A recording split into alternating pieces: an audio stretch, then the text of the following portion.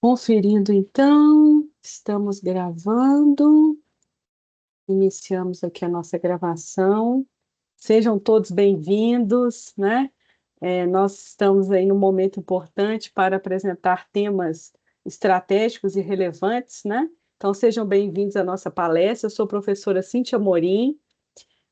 Nós vamos apresentar alguns temas relevantes do MBA em Qualidade, Meio Ambiente e Segurança da PUC Minas. Eu coordeno esse curso, né, ele existe já há um bom tempo, desde 2008, e eu convidei, né, para participar desse momento importante alguns dos nossos professores. O professor Rafael Castilho está presente, tudo bem, professor? E o Tudo bem, professor professora Cíntia? Marcos. Tudo bem, Sejam pessoal? bem-vindos. Boa noite a todos, sejam bem-vindos. Obrigado. Excelente. Então, nós temos dois professores importantes que vão falar das disciplinas e dos temas que eles tratam nesse curso, tá? Então, essa palestra, nós vamos iniciar, deixa eu passar aqui o slide, nós vamos iniciar, vou falar um pouquinho rapidamente, né, da minha trajetória profissional.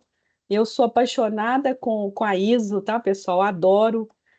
Já trabalho com o sistema da qualidade há anos, né? Então, desde 2000, quando eu comecei na Fiat Automóveis, e depois fui passando ali passando por várias empresas, né? Depois da Fiat, fornecedores da Fiat, trabalhei também no setor de mineração, depois o eletroeletrônico, indústria eletroeletrônica, indústria de prestação de serviço, logística. Então, fui passando ali por várias empresas e adquirindo, né, um pouco de experiência, né? Então, desde 2000, início dos anos 2000, que foi quando eu iniciei. Então, eu sou apaixonada por esse tema, envolvendo ali a gestão da qualidade, meio ambiente e segurança. E o objetivo desse curso é trazer esse conhecimento, né? Vocês aprimorarem o conhecimento da gestão, envolvendo a qualidade integrada ao meio ambiente e à segurança, né? Então, eu trabalho um pouquinho da minha experiência, eu trabalho com consultoria em gestão e auditoria, né? Nessas três normas, com conteúdo de qualidade, meio ambiente e segurança, e fiz o mestrado em engenharia ambiental e a especialização em qualidade. Formei também em administração pela PUC Minas. Coordeno cursos na PUC Minas, não só esse, como outros também, desde 2008 e desde 2006 como professora universitária. Então, eu venho de família de professores, né? Então, desde pequenininha, aprendendo aí a ensinar, a compartilhar o conhecimento, e aí nós gostamos e aprendemos muito, e agora compartilhando com vocês desde 2004, né, nessa trajetória, e depois na universidade desde 2006. Então vamos lá, vamos falar um pouquinho dos nossos temas estratégicos, né? Nós temos aí três normas importantes: a ISO 9001, a 14001 e a 45. A 9001 é uma norma que trata do sistema de gestão da qualidade, ou seja, qualquer empresa no mundo que queira estruturar o seu sistema de gestão da qualidade com base em requisitos normativos e uma estrutura de gestão consolidada por uma comissão internacional, ela vai se basear nos requisitos da ISO 9001. Então, é uma norma estratégica que qualquer organização, instituição, empresa no mundo inteiro pode se basear, né, e realizar o seu planejamento, né, o seu plano de implantação com base nessa norma, e depois participar de uma auditoria de certificação para validar ali o seu sistema, para consolidar, né, o seu sistema de gestão e conseguir aprimorar cada vez mais, né, gerando ali o ciclo de melhoria contínua, alcançando mais mercados, né, buscando ali um aprimoramento a partir de auditorias internas, análise de não conformidades, né? Então, todas as tratativas de gestão de riscos, planejamento de mudanças. Então, nós vamos entender isso, que é uma norma bem estratégica, que possui um conjunto de requisitos justamente direcionado a impulsionar o crescimento da empresa, a gerar sustentabilidade, né, para o negócio da empresa. Eu já implantei em várias empresas a ISO 9001, desde empresas pequenininhas, né, com 7, 8 funcionários, até empresas maiores. E o ganho, né, que as empresas que gera ali, que as empresas identificam após a implantação é muito grande, é muito significativo.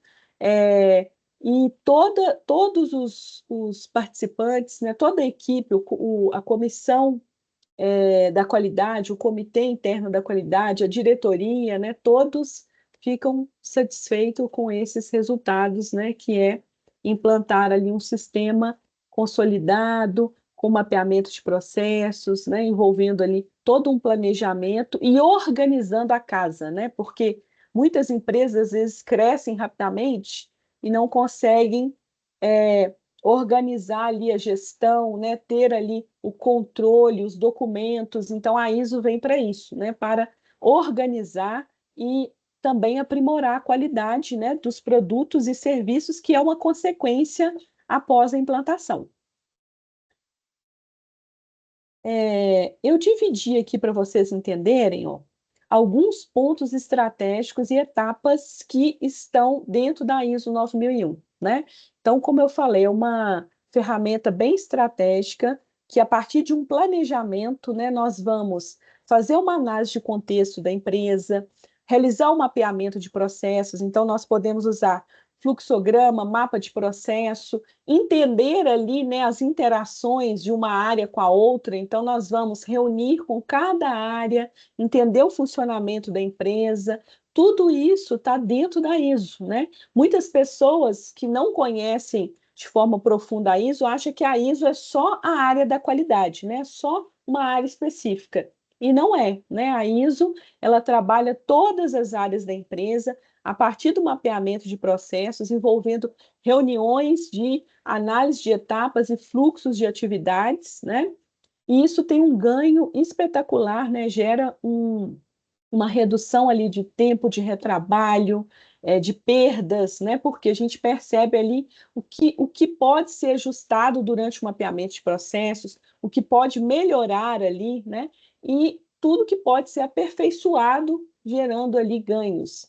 Então, depois disso, né, nós temos uma etapa que envolve a identificação dos objetivos da qualidade, do planejamento de mudanças, né? Nós temos, a partir da ISO, um planejamento grande, né, estabelecendo ali, a partir da política da qualidade, o desdobramento em objetivos e planos de ação, né? Com esses planos de ação, a gente consegue colocar em prática a norma. Por quê? Para a gente colocar em prática, nós temos que aplicar as ações, né? Então, é importante aplicar essas ações, monitorar, né, reunir, apresentar para as pessoas os ganhos e os benefícios, né? Então, isso é muito relevante, é muito importante para qualquer empresa, seja uma indústria, uma empresa de serviços, logística, área hospitalar, né? Qualquer área de negócio, qualquer tipo de empresa. Então, nós temos também na ISO uma etapa de gestão de riscos. É um dos requisitos que nas auditorias são bem aprofundados, são bem investigados, né? E são importantes, né? São etapas importantes que envolvem a identificação e levantamento de riscos e oportunidades de todas as áreas, né? Então, riscos de processos e também, numa outra etapa, nós temos os riscos estratégicos, né? Que são lá na análise de contexto, no 4.1, os riscos que podem afetar a gestão como um todo, né? Então, essa identificação de riscos, ela gera também resultados satisfatórios, porque a gente identifica os maiores riscos, né?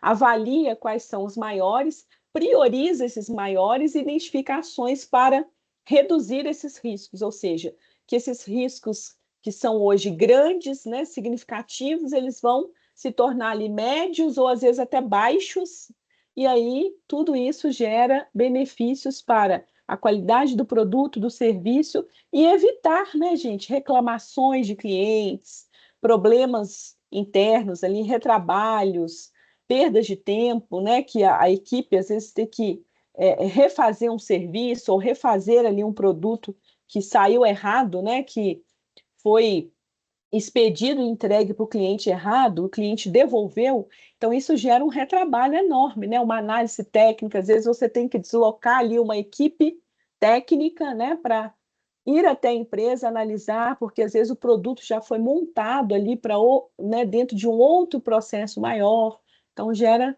grandes ali custos, né, logísticos, horas de trabalho.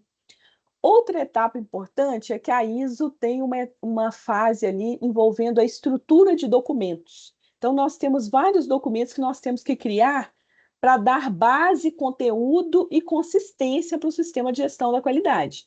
Então, a política da qualidade, que é o primeiro documento ali maior com os princípios da qualidade, ou seja, o compromisso da diretoria e de todos os funcionários assumindo o compromisso com a política, os procedimentos que são específicos de cada área, da rotina de trabalho de cada área, e procedimentos específicos da gestão da qualidade, como, por exemplo, o procedimento de tratamento de não conformidade e ação corretiva, gestão de riscos e oportunidades, auditoria interna.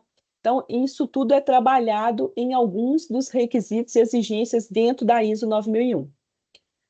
E para finalizar, a parte de avaliação de desempenho e melhoria. Então, nós temos que analisar e acompanhar as melhorias de produtos e serviços, avaliando e acompanhando os resultados através de gráficos, né, que são os famosos indicadores, com metas, porque se a gente não acompanha e não mede, né, a gente não tem o controle e não consegue demonstrar ali uma evolução contínua de um ano para outro, né? O quanto o sistema avançou de um ano para outro. Além disso, nós temos as famosas auditorias, né? Que eu gosto muito de realizar. Então, eu tenho uma prática grande com auditorias internas e auditorias de segunda parte também, auditando fornecedores. Então, as auditorias internas é um requisito que a empresa precisa planejar, né, cumprir, apresentar evidências que avaliou o seu próprio sistema da qualidade, e tratar essas não conformidades pós-auditoria. Então, todo ano a gente girar essa ferramenta de avaliação poderosa que é a auditoria, né? Aproveitar ao máximo ali tudo que ela traz, analisar o relatório e tratar com ações corretivas, oportunidades de melhoria, que é o que o auditor vai apresentar, né? Olha, quais foram as conformidades que foram evidenciadas, que estão completas e que atendem à norma, quais são as oportunidades de melhorias que podem ser aperfeiçoadas para o sistema de gestão da empresa e quais são as possíveis não conformidades que pode acontecer, não é um bicho de sete cabeças, né? Não, é até uma dúvida que muitos alunos me perguntam: Cíntia, a empresa pode ter não conformidade? Pode, gente. Ela não pode deixar de tratar a não conformidade. Então, é difícil você encontrar uma empresa perfeita que está lá com 99%, 95% de efetividade do seu sistema de gestão. E aí, o que pode ocorrer nas auditorias? O auditor encontrar algum problemazinho ali, algum defeitozinho, às vezes isso aqui está incompleto, isso aqui passou batido, o procedimento, né, faltou ali um detalhe, uma revisão. Então, esses detalhes vão gerar não conformidades menores, que é comum, principalmente nos primeiros anos de maturidade do sistema de gestão, tá? Não é um bicho de sete cabeças, né? O que nós não podemos deixar é de receber o relatório, analisou, tem não conformidade, reunir e tratar essas não conformidades e gerar ali as ações corretivas, as melhorias e também compartilhar com a equipe, né? A gente precisa, ao máximo, envolver todas as pessoas que podem ajudar a tratar aquela correção, né? Aquela não conformidade, aplicar aquela correção e as melhorias. Outro tema importante do nosso curso é a gestão ambiental. Nós vamos entender, né, a estrutura da ISO 14001, que é a norma que vai planejar e colocar em prática requisitos e exigências para a gestão ambiental. E aí vocês vão perceber o seguinte, que se a gente comparar a ISO 9001 com a 14001, tem vários requisitos comuns. Esses comuns a gente consegue integrar e atender aplicando um procedimento, né, que atenda ali às duas normas. E também temos requisitos específicos. Então, quando a gente está implantando a 14001, a empresa que já tem a ISO 9001, nós vamos agora aprofundar em quais requisitos? Nos específicos, né?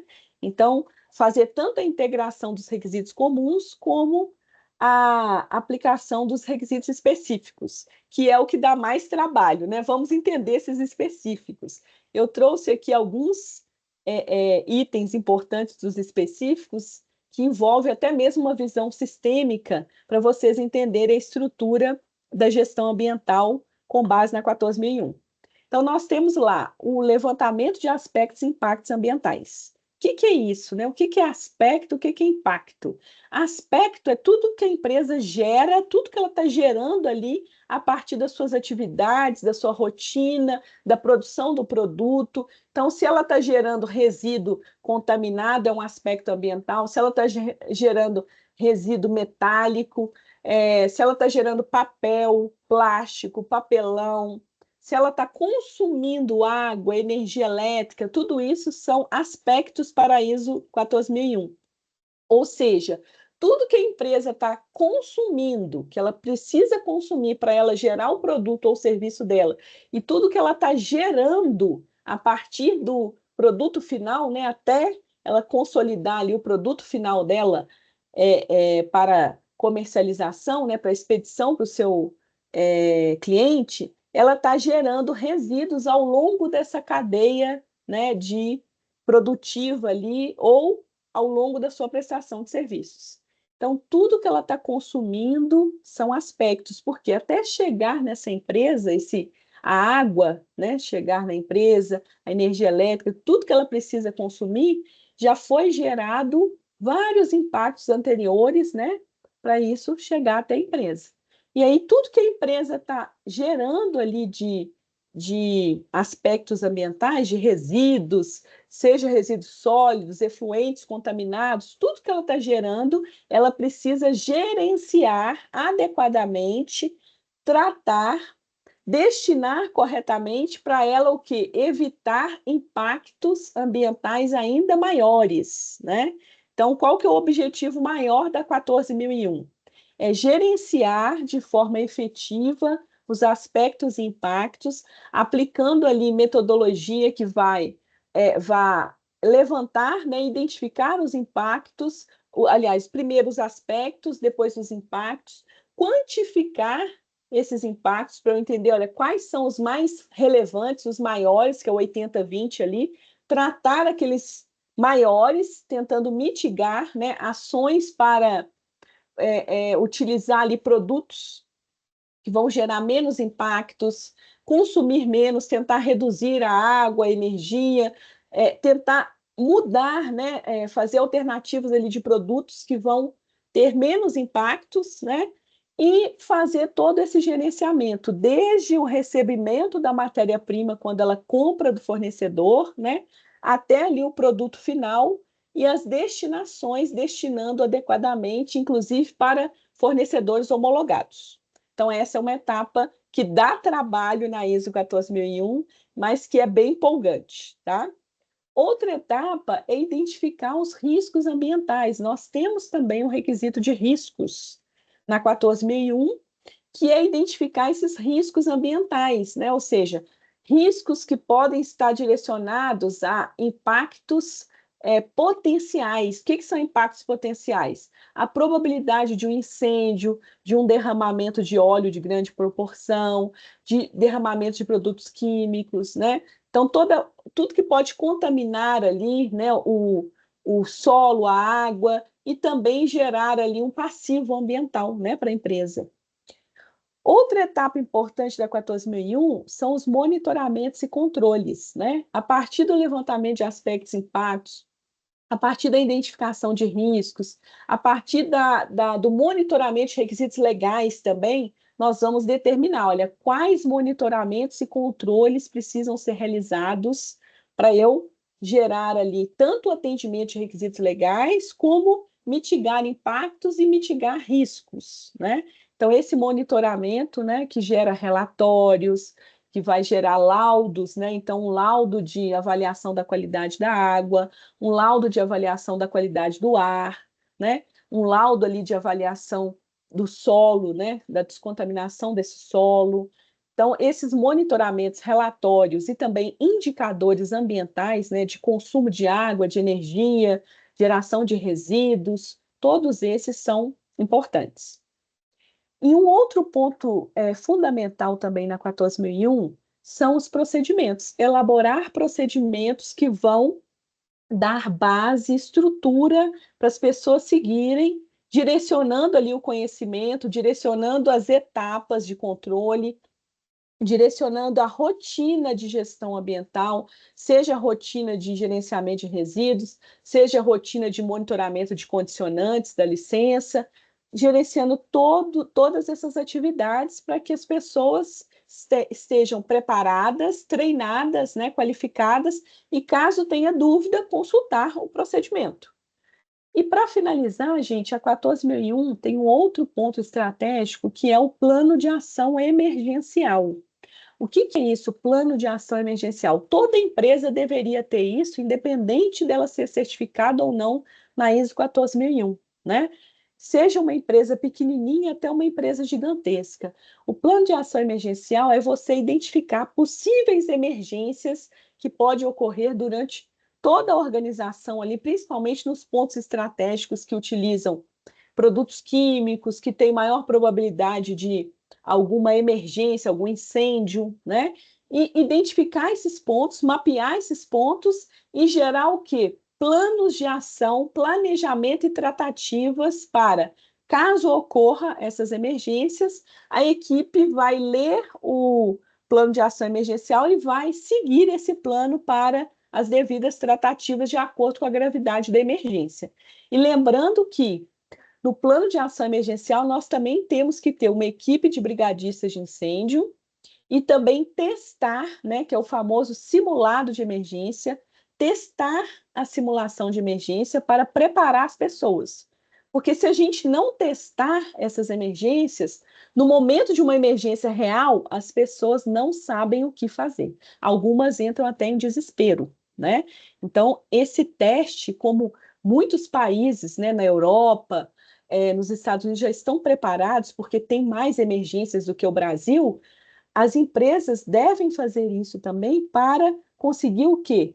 Mitigar as consequências, porque isso gera danos não só para o meio ambiente, né, mas também pode gerar óbitos, né, pode gerar consequências gravíssimas, como ocorreu com a barragem de Brumadinho, né, que nós temos aí uma lembrança muito triste com essa barragem.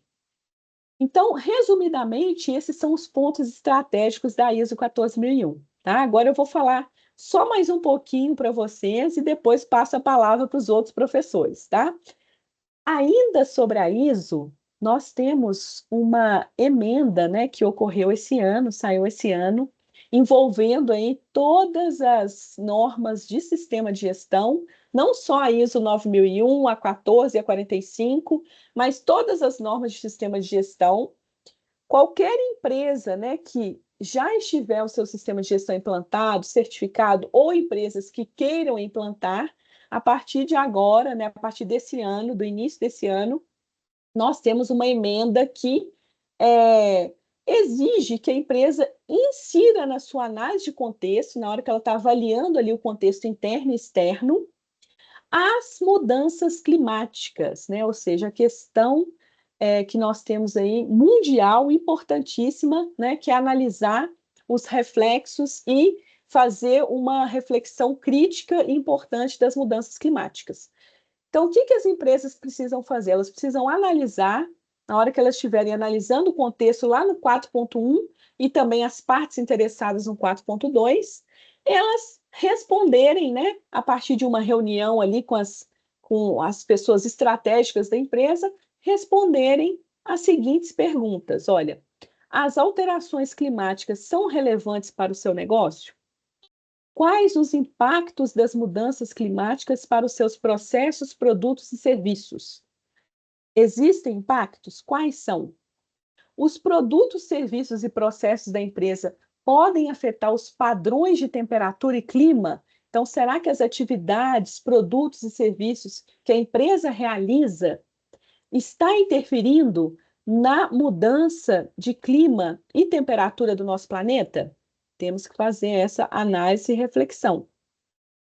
E as partes interessadas possuem exigências relacionadas às mudanças climáticas? Então, ou seja, eu tenho clientes, né, às vezes até clientes multinacionais, empresas que têm exigências europeias, né, elas exigem algum controle e monitoramento ambiental que está relacionado com as mudanças climáticas. Eu tenho exigências, às vezes até contratuais, né, de clientes que vão exigir e solicitar evidências, né, para apresentar, né, esse controle. Então, nós temos que fazer essa reflexão, o mundo inteiro precisa, e as empresas que estão certificadas, que já são e que estão em processo de implantação. Então, essa é uma questão importantíssima que o Comitê Internacional da ISO incluiu, né, de forma brilhante, reforçando ali o compromisso mundial e a importância desse assunto. Então, para finalizar, pessoal, e passar a palavra para o professor Marcos, eu vou falar também um pouquinho da ISO 45001. O que é essa norma, né? Essa norma é uma norma internacional também, assim como a 9.000 e a 14.001, mas é uma norma internacional envolvendo a gestão de saúde e segurança ocupacional. Então, ou seja, as empresas que querem estruturar a sua gestão de saúde e segurança para evitar acidentes, incidentes, para melhorar o ambiente organizacional, ter um ambiente mais seguro, né? Principalmente empresas que têm um risco alto ali, né? Do seu serviço, das suas atividades, né? Então, tem um risco considerável, é importante que ela tenha um sistema de saúde e segurança. Então, ela vai estruturar ali controles, né, de segurança, avaliar também riscos, estruturar ações, né, para mitigar esses riscos, ter todo um planejamento envolvendo o cumprimento de NRs, que são as obrigatoriedades, independente se a empresa implantar a 45 ou não, ela tem que atender NRs. Só que tem muitas empresas, infelizmente, que hoje em dia não atendem todas as NRs. Então, implantando a 45, nós teremos o quê? Mais controle, mais gestão e mais monitoramento sobre as NRs, né? O que são as NRs? Nós temos NRs envolvendo os EPIs, né, os equipamentos de proteção individual, nós temos NRs envolvendo o CIPA, então nós temos infinitas NRs, né, que envolvem questões de controles mecânicos, eletrônicos. Então, dependendo do negócio da empresa, a empresa tem um conjunto ali de requisitos de segurança considerável e grande para atender, né? Então, a ISO 45 vai ajudar muito nessa consolidação, porque além de identificar todos os requisitos legais, tem um requisito específico na 45 que é avaliar o atendimento prático dos requisitos legais, que é a famosa auditoria de conformidade legal, né? Fazer uma avaliação prática, ou seja, eu vou pegar ali uma NR, como que a empresa atende essa NR? Como que ela está cumprindo? Qual que é a evidência? Atende ou não atende? Olhar um por um, né? E legislação por legislação para avaliar o atendimento. Outro ponto estratégico da 45 é a participação dos trabalhadores, sempre envolver, né, a principal parte interessada na 45, que são as pessoas, a equipe de trabalho, os trabalhadores, sempre em reuniões que vão gerar ali sugestões, melhorias para o ambiente de trabalho, evitando ali um acidente, né, sugerindo ali, às vezes, pequenos ajustes que vão ajudar e muito, né, a consolidar esse ambiente seguro. e também acompanhar os acidentes e incidentes através de indicadores e relatórios, né? Então, a equipe de segurança faz todo esse monitoramento, faz inspeções de segurança para verificar ali se os equipamentos estão corretos, se está no lugar certo, se as placas de sinalização não estão apagadas, se não precisa renovar, se as pessoas estão usando EPIs, né? Se o caminho seguro está sendo utilizado. Então, são ações, né, da saúde e segurança. Então, e para finalizar, pessoal, nós temos os programas de saúde e segurança. Esses programas são ações, né, que a empresa vai desdobrar a partir da política de saúde e segurança e definir grupos de ações que vão ajudar a diminuir ali possibilidade de acidente, incidente, a melhorar o controle e também conscientizar as pessoas para que as pessoas realmente tenham um comportamento seguro, que elas façam uma análise prévia de riscos antes de realizar um trabalho, principalmente quando é um trabalho em altura, um trabalho com eletricidade, ou seja, diversos tipos de trabalhos que nós temos que fazer uma análise prévia. Então, a ISO 45 ela traz essa análise, né? Essa visão ali mais direcionada à conscientização, à prevenção, palestras, né? Orientações, porque essa norma ela é muito comportamental, né? Além de ter requisitos de monitoramento, de planejamento, de riscos, mas tem uma parte muito comportamental que depende diretamente das pessoas, né? Então, a ISO 45 ela existe para ajudar a empresa nesses pontos de saúde e segurança. Então, agora nós vamos passar a palavra para o professor Marcos Moll, que vai falar um pouquinho sobre a logística reversa, né? E trabalhar esse tema importante. Obrigado, professora Cíntia. Boa noite a todos. É uma grande satisfação estar aqui nesse momento, né, falando desse curso, um curso, né, já tradicional, já tem algumas boas turmas já formadas, né, e mais uma vez agradeço a parceria, né, com a professora Cíntia. Vou me apresentar rapidamente, né, eu sou engenheiro ambiental, formado na Universidade de Ouro Preto, e fiz o mestrado e o doutorado aqui na UFMG, no curso de Engenharia Sanitária e Ambiental. Eu trabalho na Fundação Ezequiel Dias desde 2007, é uma instituição de saúde vinculada ao governo de Minas, e atuei como gestor ambiental de 2007 a 2014, e de 2014 aos dias atuais eu tenho uma atuação como pesquisador, né? Assim que eu terminei o doutorado, eu fui convidado a atuar na área da pesquisa e coordeno hoje o grupo de pesquisa em saúde e meio ambiente. Então, estou juntando aí as duas temáticas nas linhas que a gente desenvolve. E uma das linhas é exatamente, né, um dos focos do nosso grupo é estudar o gerenciamento de resíduos. Temos aí, né, alguns trabalhos particulares dos resíduos de serviço de saúde, mas também, de maneira mais ampla, né, estudos sobre o gerenciamento de resíduos de maneira geral. E eu fiquei muito satisfeito, né, com essa oportunidade de estar ministrando a disciplina Logística Reversa com ênfase em gestão de resíduos, que a gente agora tem né, levantado esse foco, porque é um tema extremamente importante, é uma oportunidade de mercado muito importante. Deixa eu passar aqui os slides. Isso. E eu queria começar mostrando para vocês rapidamente, né, panorama, né, do que a gente tem aí para o gerenciamento de resíduos, né? A gente está aí com esse grande desafio não só do Brasil, mas do mundo, né, de operacionalizar o gerenciamento de resíduos. Quando a gente fala em logística reversa, a gente tem, claro, a aplicação da logística reversa de uma maneira ampla, a gente fala um pouco disso na disciplina. A gente também, né, acho que é muito importante enfatizar que a gente também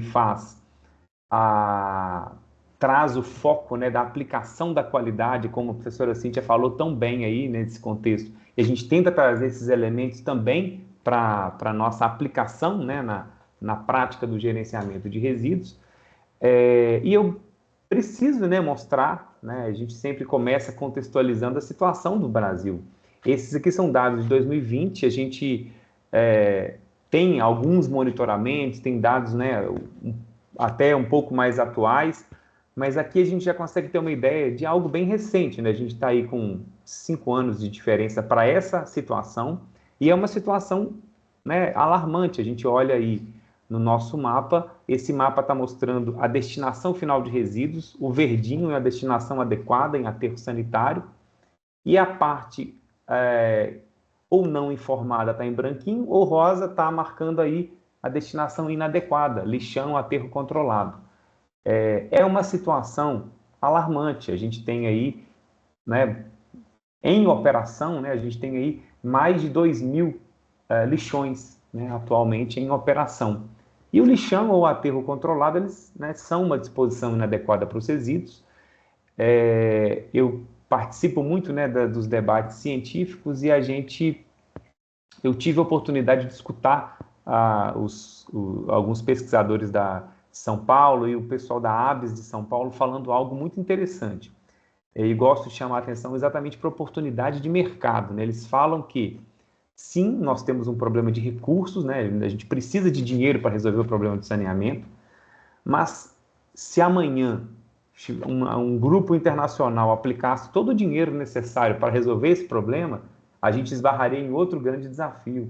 A gente não tem profissionais capacitados para resolver esse grande desafio, que o Brasil tem aí suas dimensões quase continentais, né? Então, a gente está falando de um país, né, muito extenso. Então, a gente não teria condição de resolver isso rapidamente por demanda de profissionais capacitados. Então, eu falo disso para chamar atenção mesmo. A gente tem demandas importantes no contexto do gerenciamento de resíduos, que é uma oportunidade, né, de trabalho para vocês que estão pensando em aperfeiçoar e buscar aí um curso como esse, né, que está focado em qualidade, meio ambiente e segurança. Além disso, a gente ainda tem, assim, particularmente o contexto da logística reversa, que, apesar da regulamentação, eu vou mostrar rapidamente aí a política nacional, né, que é uma lei de 2010, a gente já tem aí 15 anos que essa lei foi promulgada, mas a gente tem regulamentações recentes e prazos, né, bem recentes para que as empresas se ajustem à logística reversa. Então, são situações que criam oportunidades de mercado. Também, rapidamente, eu quero mostrar aí como eu chamei a atenção para esse contexto anterior do déficit que a gente tem para destinação final. Por outro lado, a cobertura de coleta de resíduos é uma cobertura muito, muito elevada, né? Se a gente pegar a população urbana, dados de 2019, a gente chega a 98,8% de coleta de resíduos. Então, o problema não é essa etapa da coleta, e sim a destinação final. E eu quero aproveitar para juntar os assuntos, né? Logística reversa e gerenciamento de resíduos. Por quê? A nossa demanda, né, sensível, ela está atrelada exatamente no contexto dos resíduos sólidos. A política nacional, ela traz ali algumas cadeias de logística reversa que precisam ser implementadas. E essas cadeias foram direcionadas para resíduos que estão no domicílio, né, tá aí nas nossas casas, no nosso dia a dia, mas que quando eles precisam ser descartados, eles têm alguma característica de periculosidade. Então, a gente está falando de pilhas e baterias que têm um conteúdo aí com metal pesado, né, na sua composição, medicamentos que às vezes, né, acabam a validade, a gente precisa descartar. Eles têm aí substâncias que são potencialmente tóxicas, né, se descartados de forma inadequada no ambiente. A gente tem aí lâmpadas fluorescentes, a gente tem resíduos eletroeletrônicos, todos aí contendo metais pesados na sua composição. Então, essas cadeias, eu vou mostrar algumas delas, óleos, lubrificantes, a gente tem essas cadeias que foram estruturadas na política nacional exatamente porque esses resíduos estão com a população no domicílio, mas eles são perigosos. E eu quero aproveitar e fazer esse gancho, né? O resíduo, ele é perigoso, ele está no nosso dia a dia e no slide anterior eu estava falando aí do cenário, a maioria está indo para o lixão e ele vai para o lixão e isso gera um impacto ambiental muito grande. Então, por isso foi pensada a logística reversa e a gente tem uma demanda muito grande para implementar esses sistemas. E eu diria que não só uma demanda, mas também uma urgência, né? A gente precisa, de fato, fazer esses sistemas operarem, né, de forma correta. E aí eu mostro aqui esse slide do percentual de coleta, né? A população total, a gente está com 92,1% de coleta, a abrangência da coleta, de cobertura. Áreas urbanas, 98,8%. É bom a gente observar isso por quê? Porque se o sistema de coleta está implementado, ele tem uma eficiência elevada, isso é um sinal de que para implementar a logística reversa, a gente vai encontrar uma estrutura já operando. E isso é muito importante. Alguém comentou que o slide não está passando? Para você está passando? Eu estou no slide aí que está com a tabela de disposição final de resíduos. Ah, tá. Ok. Então, confirmou que passou. Aqui eu não vou passar rapidamente, né? Até porque eu acho que o objetivo aqui é só mostrar mesmo algumas informações. Eu quero só mostrar em termos de números, né? Que é 2019, se a gente pegar aterro sanitário, a gente está falando para o Brasil inteiro, 43 milhões de toneladas ano, né, de resíduos destinados para aterro sanitário. Se a gente pegar lixão e aterro controlado, somando aqui, está dando 30 milhões de toneladas ano. Então, ainda temos esse grave problema e esse slide é para chamar atenção para isso. Aqui, visualmente, fica mais fácil a gente perceber, mas aqui já analisando por região, o Brasil, como ele é dimensões continentais, como a gente já falou, as regiões, né, elas têm particularidades e a gente vê aí, região sul-sudeste, um pouco melhor em termos de implementação de aterro sanitário, as regiões norte, nordeste e centro-oeste ainda com percentual abaixo aí, né, em torno de, chegando até 40, né, estou pegando dados de 2019, chegando aí no máximo, né, próximo de 40%, então ainda é muito pouco, ainda há muito a ser estruturado. E aí, como eu falei para vocês da Política Nacional, ela é de 2010, ela foi promulgada na Lei 12.305, ela traz a logística reversa como um instrumento, como ferramenta, e eu gosto de colocar essas imagens, pessoal, porque a imagem ainda é muito distante, mas eu preciso que a gente tenha isso em mente. A realidade do Brasil ainda caminha nesse sentido, né? Vamos aqui, outras imagens. Essa imagem da esquerda tem uma pessoa aqui no meio, né, separando resíduos. É um cenário grave que é real. E é real em mais de 2.000 pontos de destinação inadequada de resíduos ativos no nosso Brasil. Então, a gente tem que trabalhar muito nesse contexto. Mostro aqui também as pessoas, né, que trabalham na separação de resíduos. Eu sempre gosto de enfatizar que a logística reversa ela está estruturada particularmente para esses resíduos perigosos. Ela vai colocar as empresas responsáveis por fazer esse sistema funcionar, tirando esses resíduos da destinação inadequada, mas eu também preciso chamar a atenção que a gente tem que incluir os catadores para aqueles resíduos não perigosos, para que eles não trabalhem nessa condição, né, que a gente está vendo nessas imagens, que é uma condição real no nosso país ainda. Também preciso falar desse desafio nosso. A gente está falando de um país com muitas, né, com diversidades aí, também culturais e questões políticas diferentes em cada região. A gente tem investimentos perdidos, infelizmente, regiões, áreas de aterro que foram adaptadas, mas voltaram a ser lixões. A gente tem, né, aterros sanitários que foram inaugurados, mas que voltaram a ser lixões por problemas operacionais. Não vou detalhar muito aqui, mas eu quero só chamar a atenção que a gente precisa, né, encarar esse problema, pensar uma forma de sanar essa barreira, e a gente tem aí que encarar esses nossos problemas a superar, a questão econômica financeira, a ausência de desenvolvimento institucional também, que é uma barreira, incapacidade operacional e as escalas inadequadas, né? Aqui eu particularmente chamo a atenção para a destinação final, né? A gente teve várias experiências de municípios tentando fazer um aterro sanitário muito grande, ao invés de fazer consórcios, então alguns desafios que a gente precisa ter em mente. E isso tudo por quê? Né? Agora, eu entrando na logística reversa, eu tenho aí alguns slides que eu estou citando o próprio site, né, oficial do governo, que tem muito material importante. Aqui eu quero mostrar o fluxo, né, o fluxo da logística reversa. O que é esse fluxo na prática? o consumidor ele vai adquirir um produto, até então ele não é resíduo, é um produto, né? Então eu comprei um eletroeletrônico, um medicamento, uma pilha, uma bateria, estou usando um óleo no meu veículo, enfim. Quando chega o fim da vida útil, eu preciso fazer esse descarte.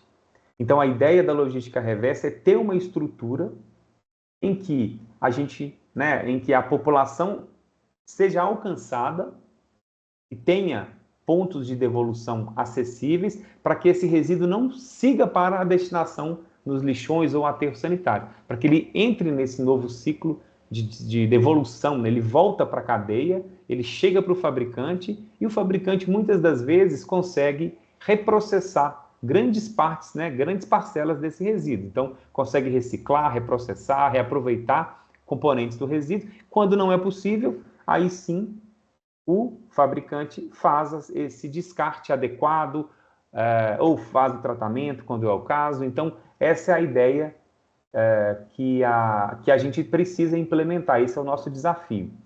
Então, como eu disse a vocês, é um grupo de resíduos que não vai mais como resíduo comum, né? Ele vai ter um descarte diferenciado. E quais são esses resíduos?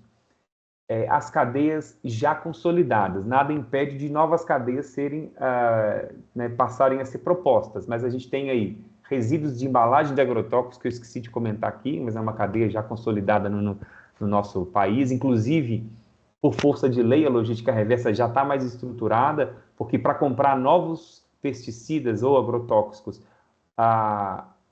o agricultor precisa devolver os frascos, as embalagens, e já tive inclusive alunos, né, que participaram da pós que relataram casos em que empresas grandes, como, né, não vou citar o nome, mas empresas grandes tiveram aí multas porque deu ali uma diferença de 5 embalagens que eles não conseguiram declarar. Então isso já é um processo que já está funcionando ainda, né, em várias cidades, já com alcance em várias cidades, mas é uma dinâmica que já está efetiva. Baterias também, né, a gente tem uma logística reversa que está se estruturando, a gente vê aí um cenário de aumentar essas demandas de bateria de chumbo, né, principalmente com os veículos, né, que estão, bateria de lítio particularmente para os veículos, né, movidos a energia elétrica, então a gente provavelmente vai ter uma demanda ascendente e esse resíduo tem que ser, né, gerenciado de forma adequada também. Eletroeletrônico, seus componentes, resíduos de metais, né, a gente tem aí, o Brasil tem um desempenho muito positivo na reciclagem de alumínio, embalagens e resíduos de óleos lubrificantes, embalagens plásticas também, a gente tem uma logística reversa específica, isso vem de encontro aí aos catadores de materiais recicláveis, porque são resíduos não perigosos. Lâmpadas fluorescentes, né, também vapor de mercúrio, de sódio, medicamentos, óleos lubrificantes, pilhas e baterias, resíduos de pneus, né? Apesar do pneu não ter uma característica de resíduo perigoso, a única condição, né, se ele for queimado, ele vai desprender substâncias químicas tóxicas. Mas fora dessa condição, que não é uma condição normal, ele está na logística reversa por causa dos problemas epidemiológicos, né? Se ele for descartado de forma incorreta, acumula água, pode aí, né, ser espaço para proliferação de vetores. Finalmente, aí, resíduos de alumínio, né, que a gente tem aí metais e alumínio. Então, de maneira geral, quero só mostrar o seguinte, eu não vou detalhar aqui, só quero mostrar que cada uma dessas legislações, dessas cadeias, ela vai ter aí desdobramentos de legislações, esses slides vão ficar disponíveis também, né, se puder compartilhar, professora Cindy, porque tem informações aqui interessantes, né, eu deixo aqui esse consolidado, para cada cadeia de logística reversa, algumas informações, algumas regulamentações, as normas, né, associadas, e aí eu, né, deixo aí, né, esse caminho e encerro a minha fala. Passei um pouquinho do tempo, mas peço desculpa porque a gente, né, se empolga com o tema. Sem problema, Marcos, é isso mesmo. Esse detalhamento depois eu vou compartilhar com vocês, porque vocês cadastraram o e-mail, né, para assistir a palestra, então eu encaminho no e-mail para vocês, tá? essas tabelas também. Então, vamos lá agora para nosso terceiro palestrante, professor Rafael Castilho. Tudo bem? Seja bem-vindo. Tudo bem, professora Cíntia, professor Marcos, todo mundo, boa noite. Primeiro, eu queria aí agradecer, né, a oportunidade de estar falando, né, com vocês nessa noite sobre um tema que eu sou bastante suspeito, assim como o professor Marcos estava falando, né, um tema que está intimamente conectado à minha vida profissional e também à minha vida de formação, que é falar sobre sustentabilidade corporativa, falar sobre a gestão de ESG, que é justamente a disciplina com a qual estarei aí com vocês nessa perspectiva do MBA em qualidade, meio ambiente e segurança. E é uma disciplina que a gente conversou bastante, né, durante a definição do escopo dessa disciplina, na perspectiva da integração que ela acaba fazendo com um conjunto de outras disciplinas que estão aí dentro do curso. Então, brevemente, fazendo um relato também sobre o meu histórico, né? É, Sou formado em gestão ambiental, né? Minha primeira graduação foi em gestão ambiental, minha segunda graduação em administração, sou especialista em gestão estratégica, em sustentabilidade e responsabilidade social. O meu mestrado foi em gestão social, educação e desenvolvimento local, no qual tive a oportunidade de estudar relatórios de sustentabilidade de organizações brasileiras, baseada em uma referência internacional de elaboração de relatórios, e atualmente no doutorado em administração, pesquisando como empresas aprendem com outras empresas.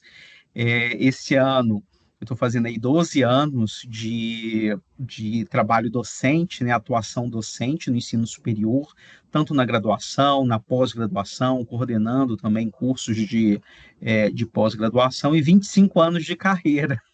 Então, tem uma jornadinha aí, nesses 25 anos, 23 trabalhando em empresas de grande porte, de médio, pequeno porte, no setor público também, atuando em empresas privadas, mistas.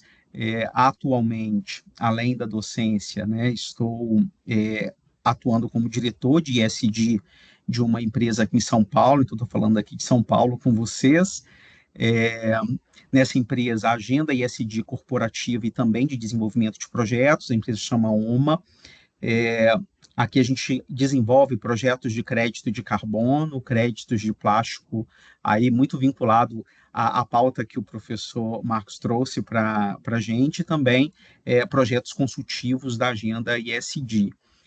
Por coincidência, hoje eu estou celebrando 6 anos aí voluntariamente como diretor técnico da União Brasileira para a Qualidade, uma jornada aí também desenvolvendo com organizações a pauta de qualidade, e atuo como consultor pela minha empresa na parte de processos, qualidades e programas socioambientais e de sustentabilidade. A empresa chama Focus Aprendizado Organizacional. Então, eu sempre falo que minha vida profissional e acadêmica foi dividida em duas grandes pautas: a pauta da qualidade, estratégia e processos, focado na administração, na gestão empresarial, e a parte da sustentabilidade corporativa, agenda ESG e como desenvolver isso. E o grande propósito é trazer esse debate para dentro da disciplina de gestão ESG, no qual a gente estruturou, né, essa pauta trabalhando os 3 pilares do ESG: o ambiental, o social e a governança corporativa. Não existe a possibilidade de discutir sustentabilidade dentro das organizações sem discutir cultura. Então, a gente precisa discutir a cultura de sustentabilidade, a cultura ESG dentro das organizações, ter quais são as referências de sustentabilidade empresarial que podem nos auxiliar a trabalhar uma agenda ESG de forma robusta, de forma sistêmica. E esse relato, né, do ter o olhar sistêmico é uma competência muito importante para aqueles que almejam se tornar especialistas em qualidade, meio ambiente e segurança. Por quê?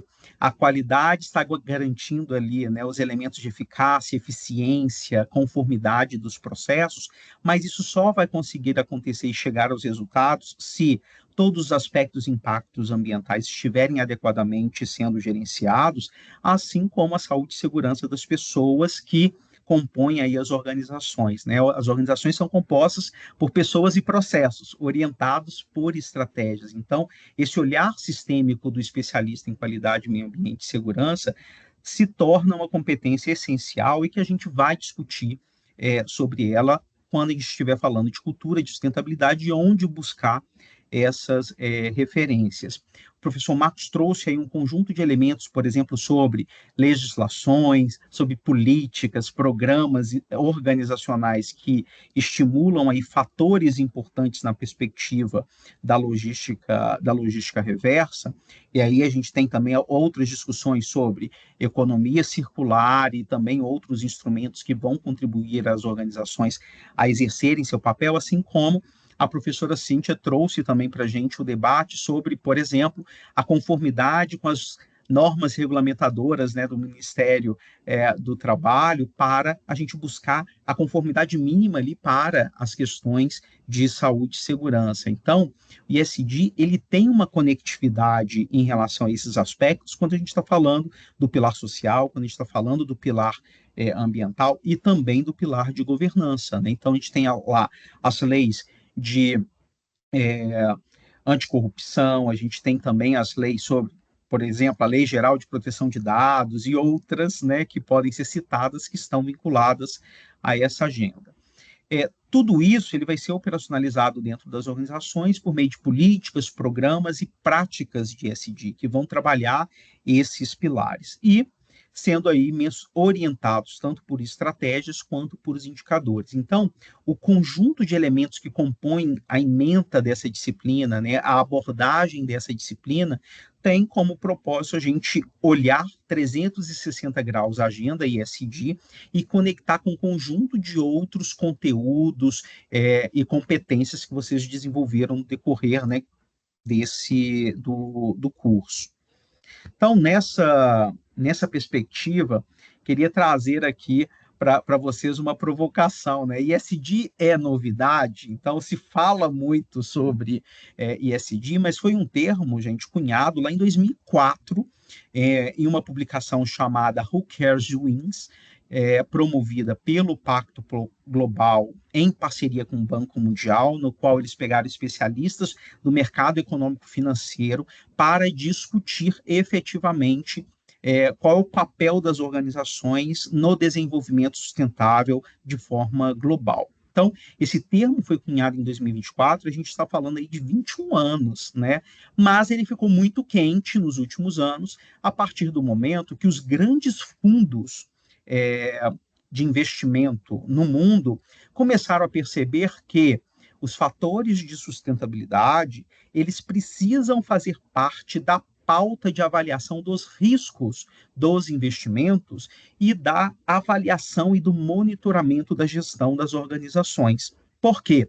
Uma organização, por exemplo, que tenha riscos trabalhistas, uma organização que tem situações de trabalho análogas à escravidão, organizações que possuem passivos ambientais, organizações que não têm, como a professora Cíntia trouxe, né, os planos de ação de emergência, né, os programas de atendimento à emergência, elas maximizam muito o risco do negócio. E caso esse risco se materialize, ou seja, aconteça, o impacto econômico, financeiro e reputacional dessas organizações é muito grande. E aquele retorno esperado do investimento empresarial, ele não vai efetivamente acontecer. Então, quando a gente está falando de um sistema de gestão da qualidade, meio ambiente, segurança, governança corporativa, a gente está falando em gerenciar os elementos fundamentais para que a gente consiga tratar adequadamente os riscos corporativos de um determinado negócio e gerar impacto positivo para as partes interessadas. Quais elas? Os funcionários, a comunidade de entorno, os fornecedores, os clientes, os acionistas, os sócios ou os cooperados, se a gente estiver falando de uma cooperativa e etc. Então, quando a gente está falando sobre ESG, a gente tem, por exemplo, a PricewaterhouseCoopers chegou a por meio de um relatório, trouxe que 57% dos ativos dos fundos de investimento europeus, por exemplo, consideram os critérios ESG, e que isso representa possibilidades, oportunidades de investimento e de crescimento de 8,9 trilhões de dólares.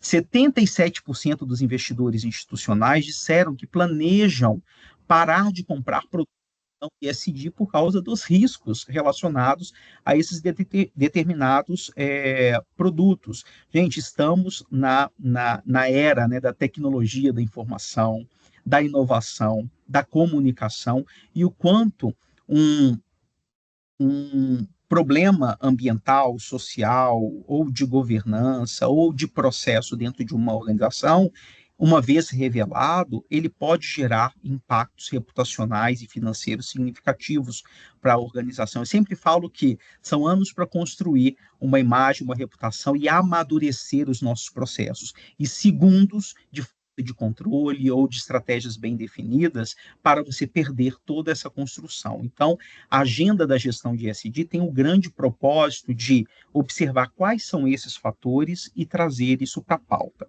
Agora, tem uma questão bastante singular que tem sido discutida, principalmente de 2020, final de 23, 24 para cá, que é essa percepção sobre o ESG, que tem sofrido grandes críticas. Por quê? E isso, para os especialistas em sustentabilidade, não é nenhuma novidade, né? A pauta de sustentabilidade, ela está em alta, está em baixa, está em alta, está em baixa. Depende muito do contexto do mercado, como o mercado tem percebido, né, a importância dessas pautas. Agora, o que tem se discutido muito? Se discutido na origem da sustentabilidade, que é o que a gente chama de economia regenerativa, ou seja, rediscutir a forma da economia e como as organizações se relacionam com essa economia e com os fatores ambientais, sociais e de saúde e segurança. O que começaram a perceber? Gente, sustentabilidade é uma temática multidimensional. A gente precisa de ter um olhar sistêmico. Isso traz um alto índice de complexidade para controlar esses diversos aspectos. Então, começaram a perceber que não é tão simples assim controlar todos os elementos da pauta ESG. E com isso, a gente tem aí um conjunto de fundos de investimentos rediscutindo o rigor sobre essa pauta. Mas é uma pauta que não tem como retrocedê-la, né? Ou seja, a gente precisa cada vez mais evoluir. Bem, então, prosseguindo nessa perspectiva, né, apesar de todos esses movimentos de rediscussão sobre ESG, a sustentabilidade corporativa ela está pautada em compromissos mundiais, como os Objetivos de Desenvolvimento Sustentável da ONU, que tem ali os 17 objetivos que orientam potenciais pautas importantes para as organizações.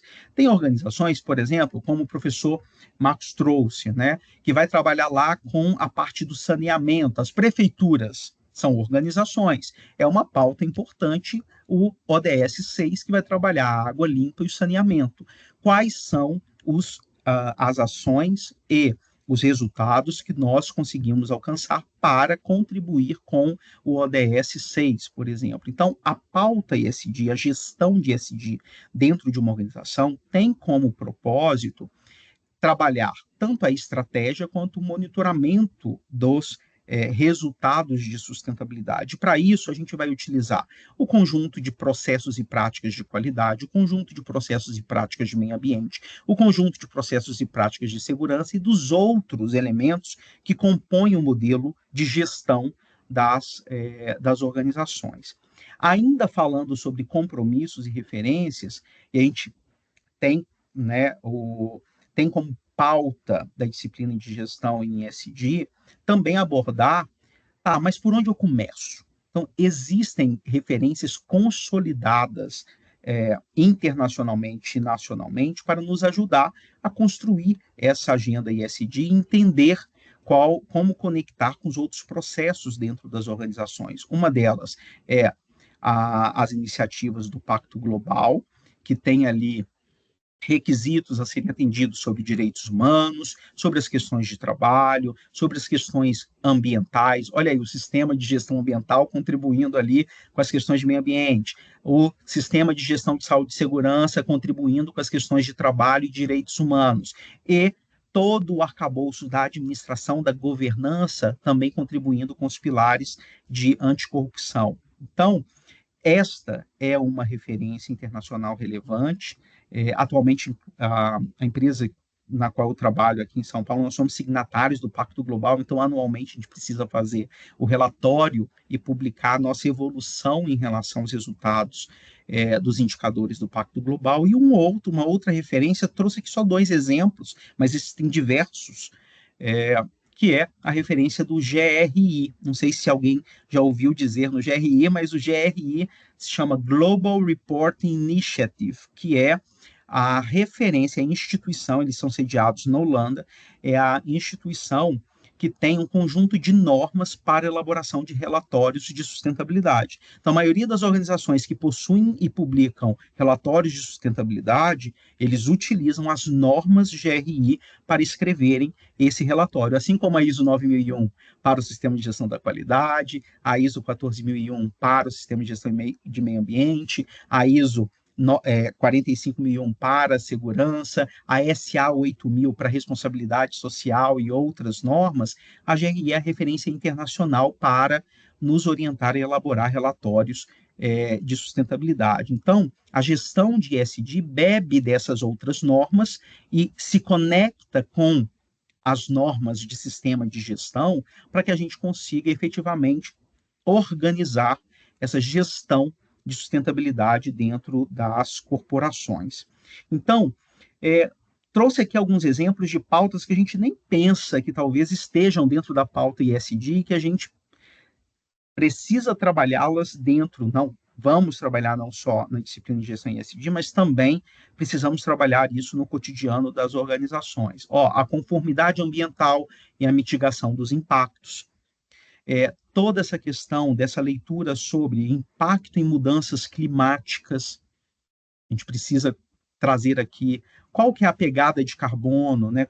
Como inventariar as emissões de gases de efeito estufa do nosso negócio, como reduzir essas emissões, qual é efetivamente a minha contribuição ou o meu impacto em relação às mudanças climáticas e como as mudanças climáticas impactam o meu negócio. Às vezes eu estou falando de uma organização, por exemplo, que depende de algum modal logístico que uma enchente, uma inundação, implica em prejuízos financeiros e operacionais para a minha operação. A gente viveu isso no Sul, né, há pouco tempo. Quantas organizações foram impactadas por uma questão de mudança climática? E a gente está falando administração e meio ambiente, né, e contexto ambiental.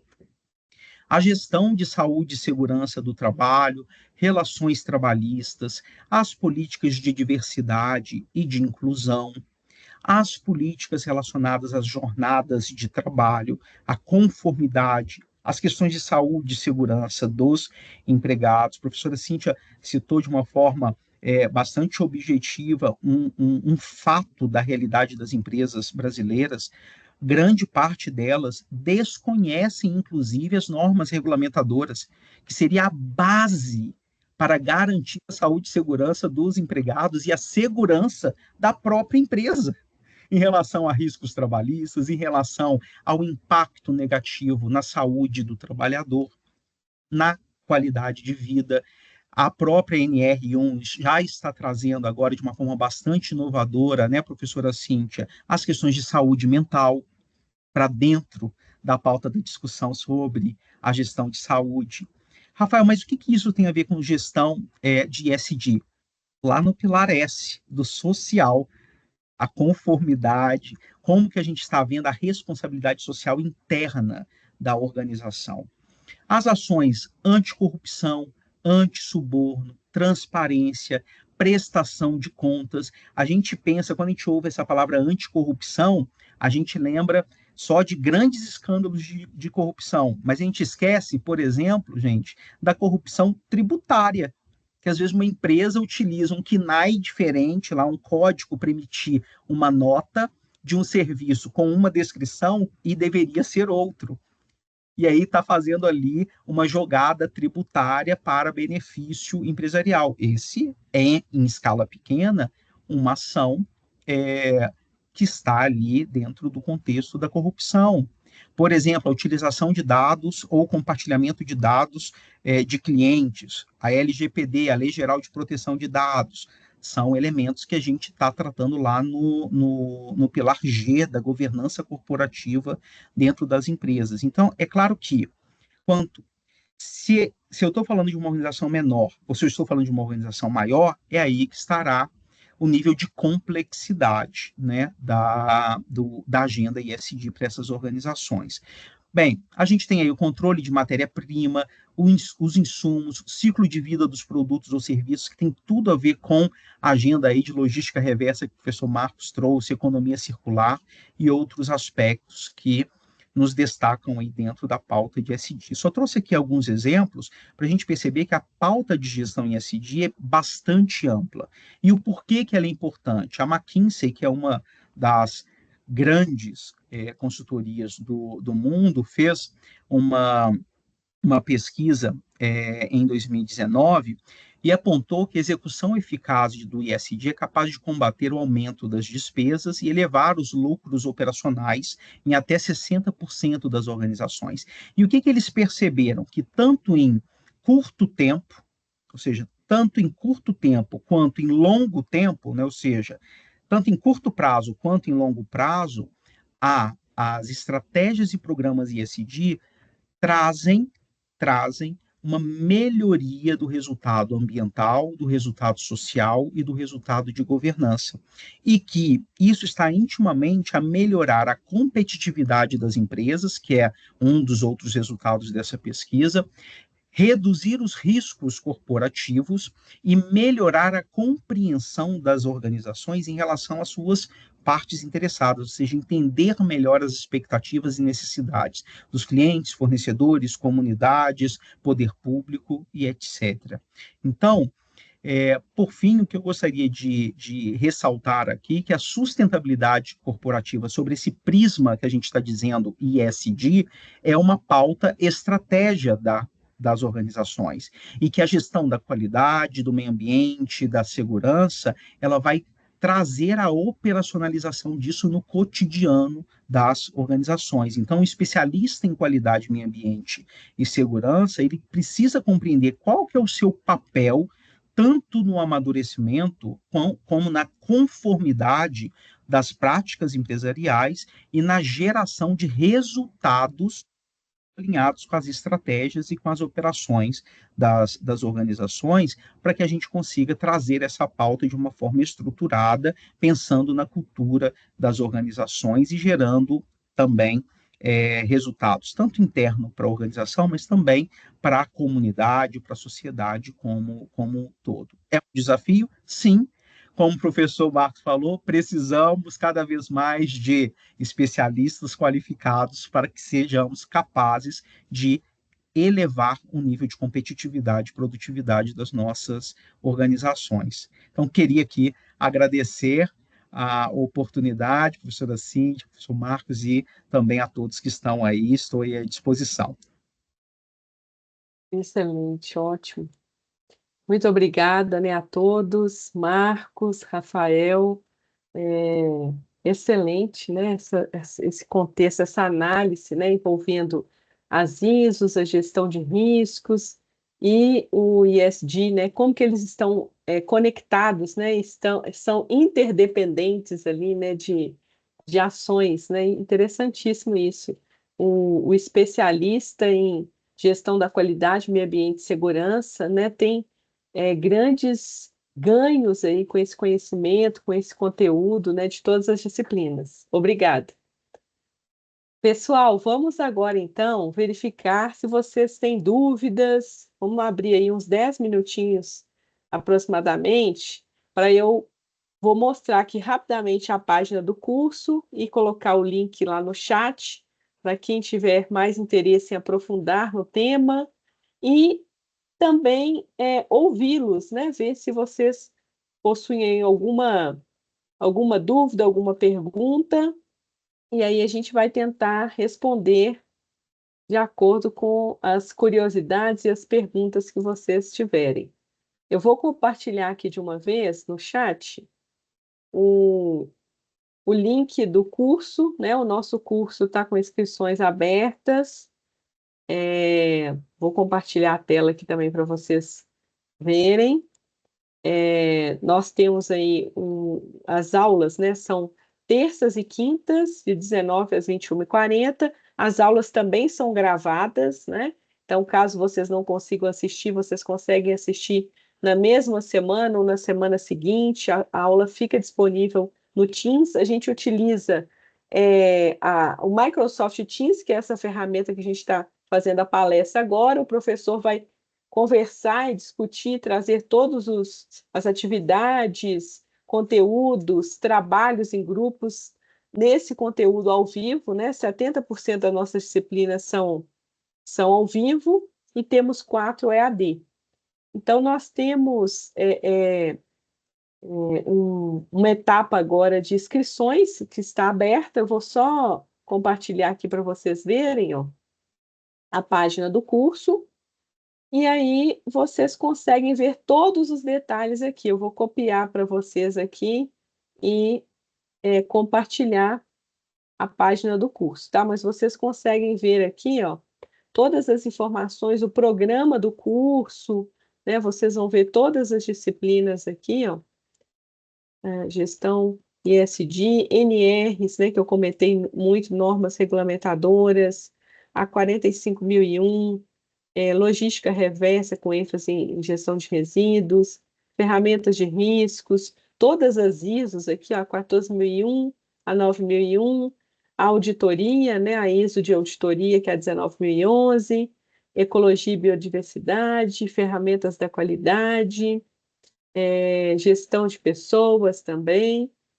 Ao finalzinho aqui do curso tem o sistema integrado, né, que é o sistema de gestão ISO 9001, 1445, e aqui são os 4 módulos EAD, que são aulas gravadas, vocês assistem e realizam as atividades cobrindo ali o período, sempre atentos ao período de início e fim da disciplina, tá? Então, tem todas as informações aqui que vocês quiserem, a data de início da nossa próxima turma, 8 de abril de 2025, a carga horária, aqui as aulas são terças e quintas, de 19 às 21h40, com intervalo de 10 minutos. Aqui as possibilidades de investimento. Se vocês quiserem mais informações, tiverem dúvidas, também podem mandar aqui no Fale com o Coordenador, que chega diretamente para mim. Alguma dúvida, pergunta, caso vocês queiram perguntar depois, né? Não queiram aprofundar agora, pode mandar por aqui também. E se vocês já quiserem fazer inscrição, é só clicar aqui e vocês são encaminhados aí para a segunda página, que é a página das inscrições, tá? Eu vou copiar aqui para vocês o link, vou mandar aí para vocês conhecerem aí mais o curso. E vamos às dúvidas, né? Perguntas, se vocês tiverem de curiosidade aí sobre os temas, né? Alguém quer perguntar?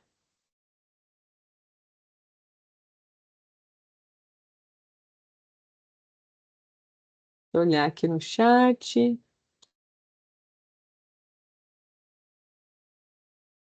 Poderia informar a previsão para informação da turma? Ah, tá, Giovana, ótimo.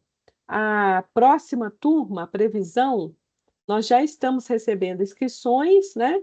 E o início é dia 8/4. Nós vamos receber agora, tanto nesse finalzinho de fevereiro quanto março, as inscrições, e dia 8 de abril inicia a próxima turma, tá? Vai ser uma terça-feira, o início da turma.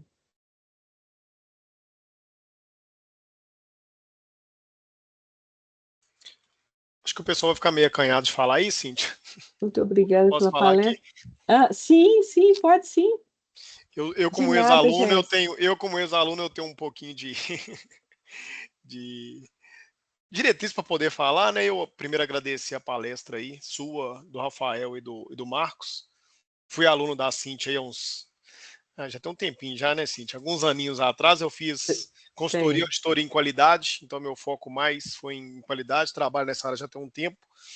E achei muito interessante essa abordagem no todo, né? Quando a gente fala em qualidade, a gente está num viés, a gente está numa ponta. E quando a gente fala no sistema integrado, a gente traz o meio ambiente, a segurança do trabalho e essa nova perspectiva mundial, né? Quando a gente traz o ESG aí como um todo, eu acho que isso assim é tema de agora. O Rafael falou bem, essa inovação, eu falo da inteligência artificial como um todo, né? O que nos norteia hoje em dia. Então acho que assim é um excelente tema, um excelente curso. Eu particularmente quando eu fiz lá na PUC eu fiz presencial. Gosto muito dessa parte presencial, mas acho que o AD a gente não perde em nada. Mas isso é um tema que hoje, para quem quer estar no mercado de trabalho, principalmente uma empresa privada, precisa, né? Precisa de conhecer, precisa de estar antenado, porque as mudanças estão acontecendo, acho que eu falo, mais do que 220, né? Está acontecendo de uma forma que a gente não está conseguindo acompanhar. Mas eu acho excelente a abordagem, excelente a palestra de todos vocês e agradeço aqui como, acho que voz da turma aí, voz dos alunos. Excelente, Matheus. Obrigada pelo comentário. Realmente, o Matheus foi um aluno aí da turma presencial antes da pandemia. Muito bom mesmo. Obrigada. Deixa eu olhar aqui, pessoal, se tem mais algum comentário. Peraí. Eu até coloquei aqui no chat, Giovana, que eu acho que você, pela sua pergunta, que você já fez a inscrição, né? Você quer saber quando que a turma será confirmada, né? Então, se você já fez a inscrição e a matrícula, o e-mail de confirmação, que geralmente a PUC encaminha, confirmando o início da turma, com as credenciais de acesso ao Teams, ao Canvas, deve ser mais ou menos próximo ao dia 20 de março. Vocês devem receber aí na semana do dia 20 de março, até no máximo 25, eu creio, esse e-mail já chegou para vocês, tá? Isso mesmo. Ok, pessoal, querem perguntar mais? Estão satisfeitos aí? Então vamos encerrar, né? Agradeço a participação de todos, um abraço a todos e espero encontrá-los na turma para a gente aprofundar mais o tema, né? A gente conseguir trabalhar mais o tema, tanto eu como o professor Rafael, Marcos e os outros professores também. Um grande abraço a todos. Boa noite, pessoal. Obrigado. Boa noite, Boa pessoal. Até noite. mais. Tchau, Boa Tchau, tchau. noite, vocês. pessoal. Um abraço. Deixa eu encerrar aqui a nossa gravação. Um abraço.